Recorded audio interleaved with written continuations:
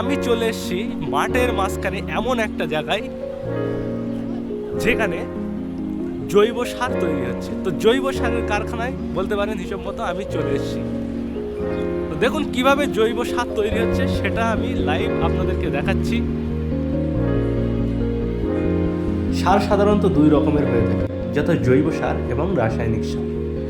আজকালকার দিনে আমাদের জমিতে রাসায়নিক সারের ব্যবহার অতিরিক্ত পরিমাণে বেড়ে চলেছে, যার ফলে নষ্ট হচ্ছে ফসলের গুণগত মান, এবং সেই রাসায়নিক সার প্রয়োগের ফলে আমাদের জমিতে যে ফসলগুলো উৎপাদিত হচ্ছে সেই ফসল খাওয়ার পরে আমাদের মানব শরীরে কমে যাচ্ছে রোগ প্রতিরোধ ক্ষমতা।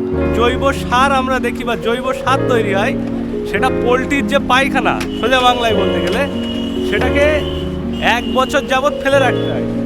1 বছর যাবৎ ফেলে রাখার পরে আরও বিভিন্ন প্রক্রিয়াকরণের পরে কিন্তু জৈব সারে পরিণত হয়। দেখুন এখন কিন্তু এই সারগুলোকে ভেঙে এরকম যারা বড় বড় যেগুলো দলা আছে সেগুলোকে ভেঙে ছোট ছোট করে তারপরে এই বস্তাতে ভরা হবে, এবং বস্তাতে ভরার পরে সেগুলো কিন্তু চলে যাবে বিভিন্ন জায়গায়, যেখানে মাঠে কৃষকরা তাদের জমিতে এগুলো ছড়াবে। আখের গুড়, নিম খোল, হ্যাঁ, আখের গুড়, আর কি দেন?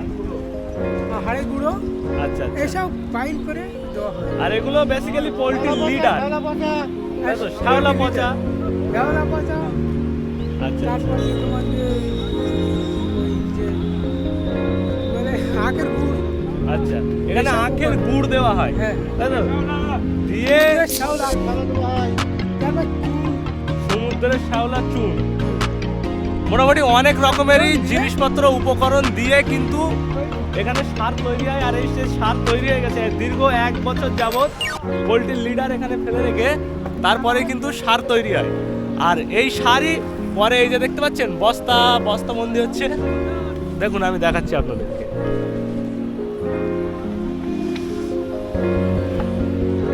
এই দাঁড়িপাল্লায় এখানে মেপে বস্তা করে সোজা এই যে রাস্তার ধারে গাড়ি দাঁড়িয়ে আছে, গাড়িতে উঠে সোজা চলে যাবে বিভিন্ন সারের দোকানে। তো বন্ধুরা, ভিডিওটি পুরোপুরি দেখার জন্য আপনাকে অনেক ধন্যবাদ। আশা করি বুঝতে পেরেছেন কিভাবে জৈব সার তৈরি হয়।